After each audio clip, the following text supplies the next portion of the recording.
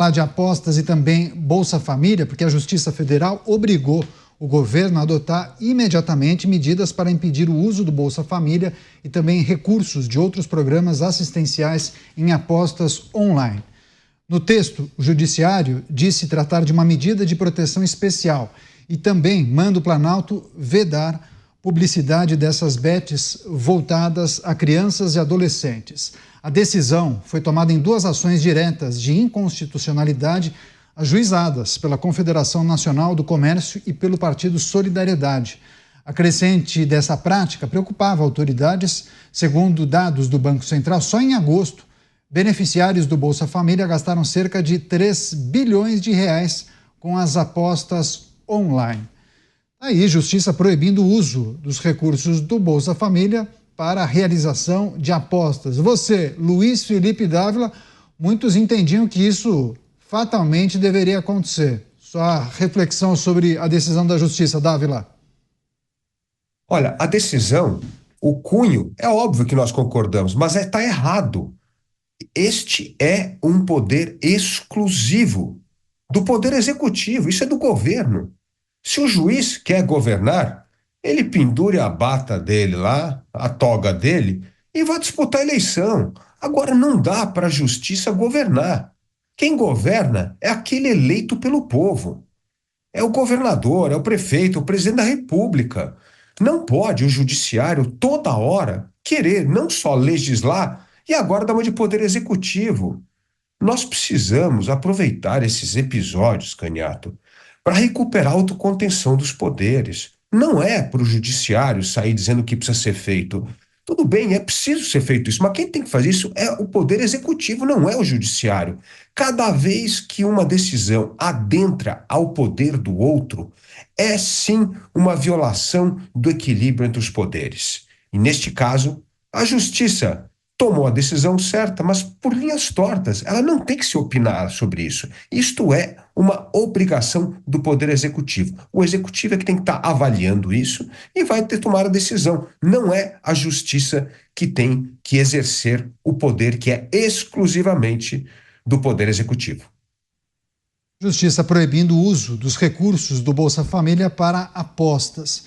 Você, Cristiano Beraldo, me parece compreensível essa decisão da Justiça, mesmo porque se alguém recebe esse benefício é para custear as coisas mais essenciais do dia a dia, sobretudo fazer compras no supermercado, não fazer uma fezinha, né? Bom, Canhato, mas vamos lá. Nada pode interferir no livre-arbítrio das pessoas. A única coisa que pode interferir no livre-arbítrio é a educação. Quando as pessoas têm consciência da consequência dos seus atos, aí elas tomam medidas melhores, decisões melhores.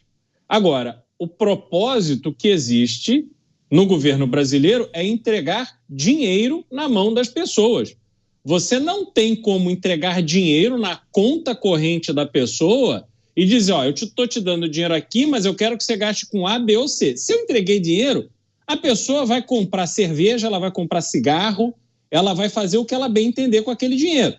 Então, temos que discutir o que está por trás, qual é a lógica de um programa social que visa impedir que as pessoas, em última instância, morram de fome.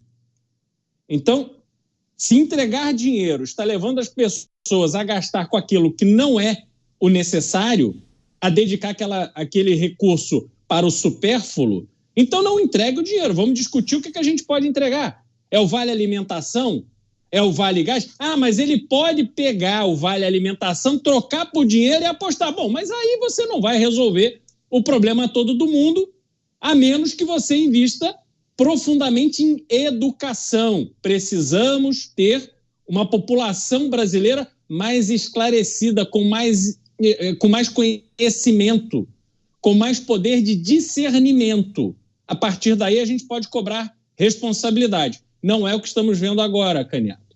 Então, não se pode dizer, eu te dou dinheiro, mas você vai fazer A ou B, porque isso é absolutamente irreal. Pois é, mas há muita distorção no uso do Bolsa Família. Eu mesmo já contei uma história aqui.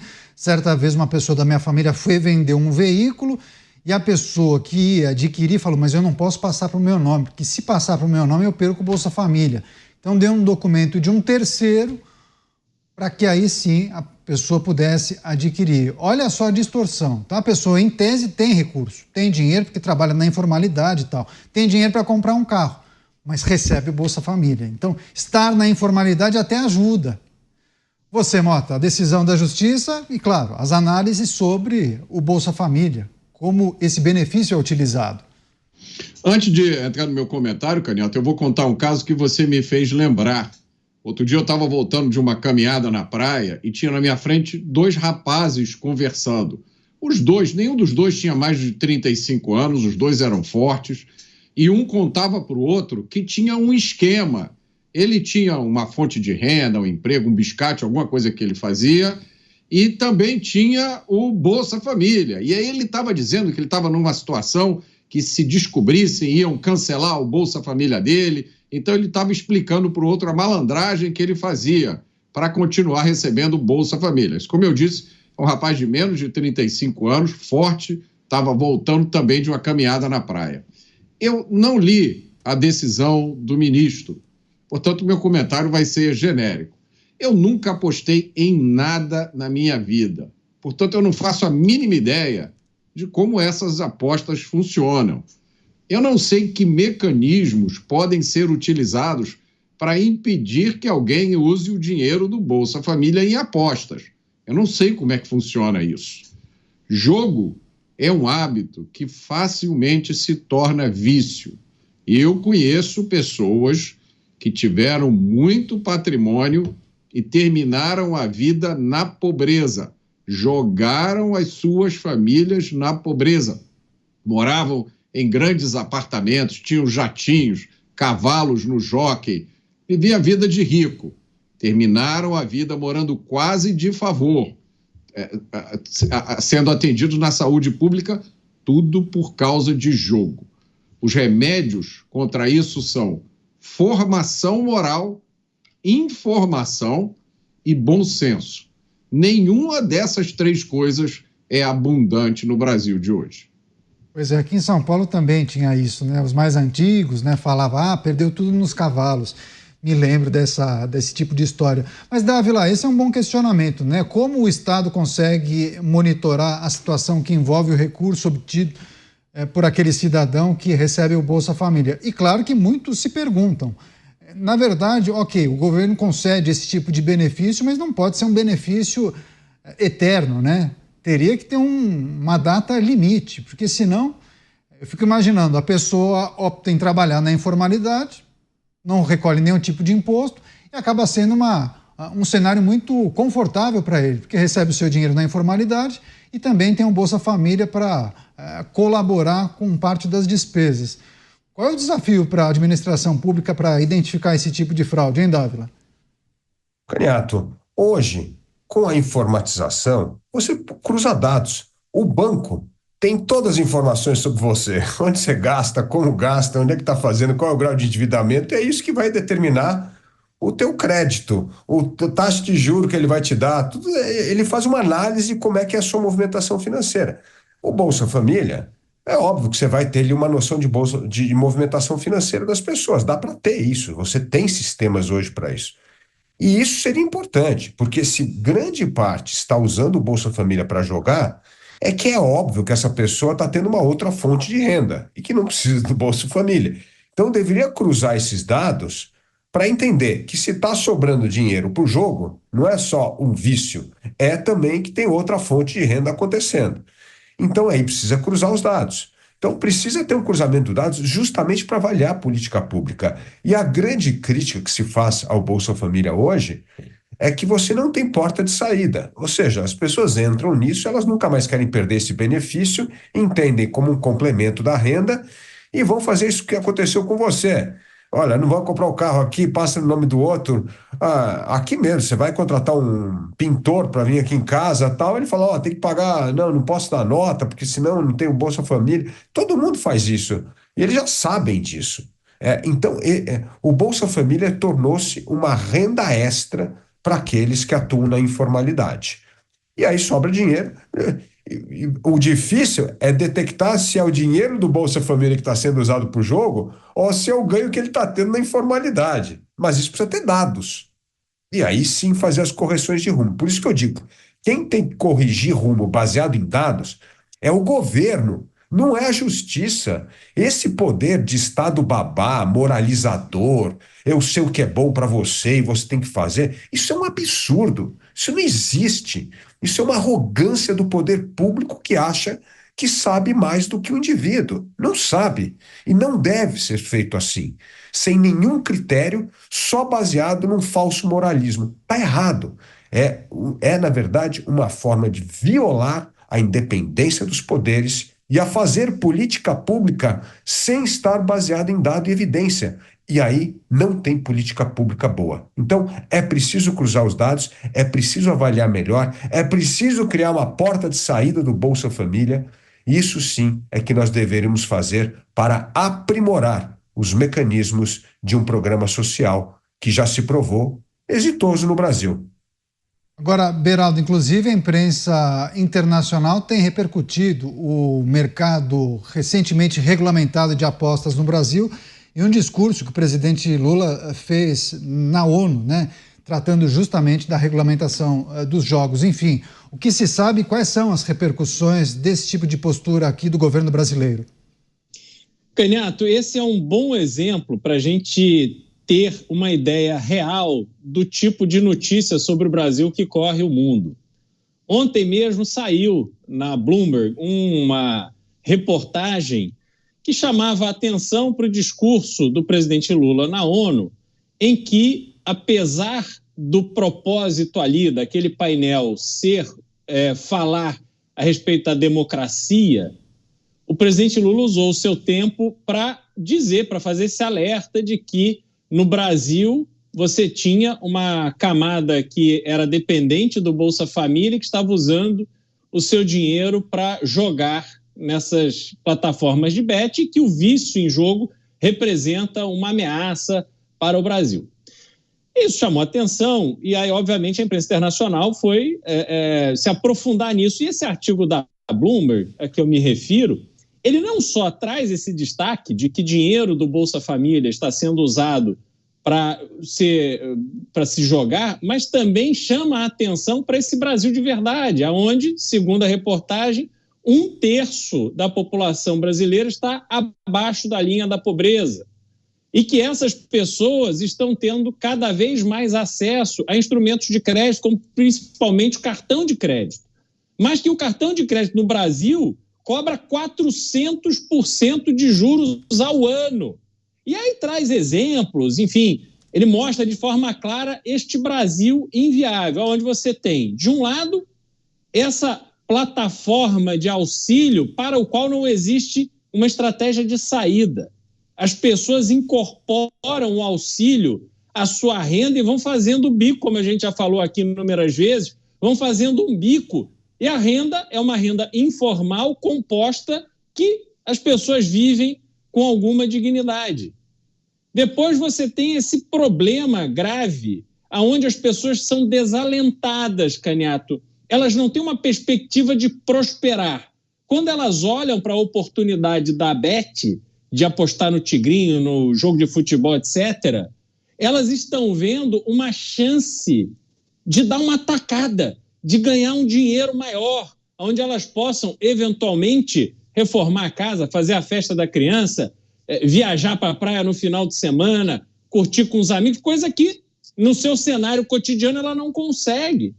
E isso tudo vai se consolidando neste problema que não é o problema da bet, mas é o que esses números revelam do perfil da sociedade brasileira que temos hoje. Desalentada, sem perspectiva, com esse sistema de programa social que não oferece oportunidade de saída, e a gente vive nesse caos, afundado, atolados nesse lamaçal. Pois é, e esses foram bons exemplos, mas antes talvez o monopólio do sonho em relação a jogo pertencia à Caixa Econômica Federal, né? E de maneira ilegal, o jogo do bicho em muitas localidades do país. Agora, naturalmente, esse dinheiro, esse montante vai ser dividido entre outros players, principalmente essas apostas esportivas online também, esses jogos tipo caça-níqueis, mas também feitos pelo computador e pelo celular, tipo jogo do Tigrinho e por aí vai.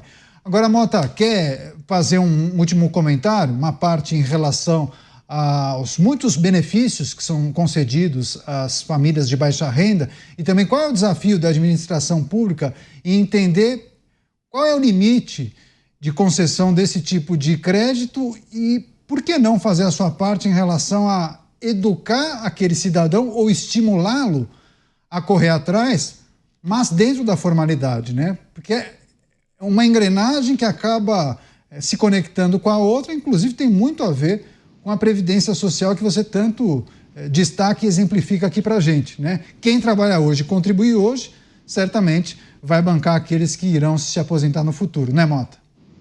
Esses são assuntos complicados e emaranhados, Canhato. Mas por trás disso tudo há um pano de fundo moral, por mais que muitas pessoas não gostem dessa palavra.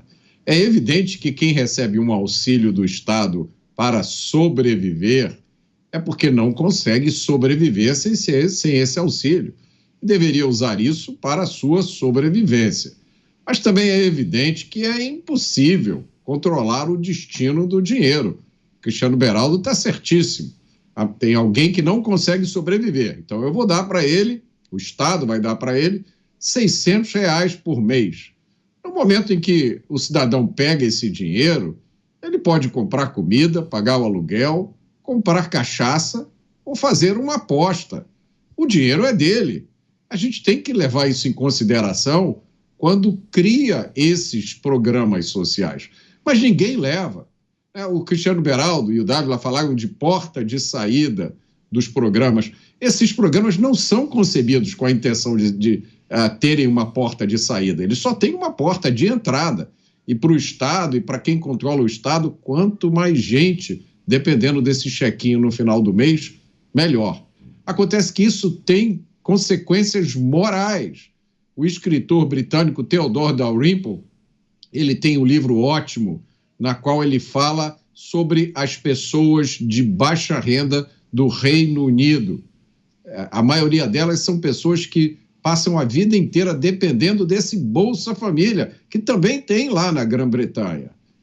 O famoso estado de bem-estar social. E o Theodore Dalrymple descreve esse fenômeno. O sujeito recebe uma mesadinha do Estado, ele não precisa mais trabalhar, ele perde a motivação mais essencial, que é aquela de lutar pela sua própria sobrevivência. E aí ele vai buscar o sentido da vida dele em coisas como promiscuidade, álcool, drogas e no jogo. E aí vale a gente lembrar, mais uma vez, 1 em cada 4 brasileiros recebe o Bolsa Família. São análises muito importantes dos nossos comentaristas, inclusive nossa audiência também sugerindo por que não, ao invés de dinheiro, que poderá ser utilizado com essas coisas, álcool, drogas, promiscuidade, jogos, por que não um voucher para ser utilizado em supermercados ou no varejo de uma forma geral? Enfim, são ideias. Quer fechar você, Dávila, por favor? Canhato, o grande problema é que o Brasil é um país de gente viciada em Estado. É Bolsa Família, é bolsa para empresário, é bolsa para... Todo mundo tem bolsa aqui. Aliás, esse país é uma vitrine de bolsas. Tem bolsa para qualquer categoria. É uma coisa inacreditável. E isso suga dinheiro do setor produtivo cada vez mais. Por isso que nós temos a maior taxação do mundo entre os países emergentes. Por isso que nós temos um Estado que gasta e tem um endividamento maior do que todos os outros emergentes. Tudo isso é reflexo de um Estado que é capturado por todo mundo que quer uma mesadinha do Estado. E isso é desde que o Brasil é Brasil. É uma coisa inacreditável. Essa é a maior mudança cultural que nós precisamos fazer. Resgatar o senso de responsabilidade do indivíduo. E essa responsabilidade, ele é que vai escolher as coisas que ele preza. Se ele preza mais o saber, mais o poder, mais o dinheiro, cada um vai criar a sua trilha na vida. Mas o Brasil não. Toda a trilha começa assim. Como é que nós vamos capturar o Estado? Como é que nós vamos ter um benefício do Estado? Como é que a gente vai fazer um lobby para conseguir isso do Estado? É uma coisa inacreditável. É uma mentalidade arcaica de gente acomodada que acha que precisa sempre ter uma ajuda do poder público para fazer alguma coisa. Então, eu entendo que essa é a maior mudança cultural que nós precisamos fazer do Brasil. Desvencilhar ao sucesso a captura do Estado e acreditar cada vez mais no indivíduo, no mercado e no seu talento para fazer as coisas acontecerem.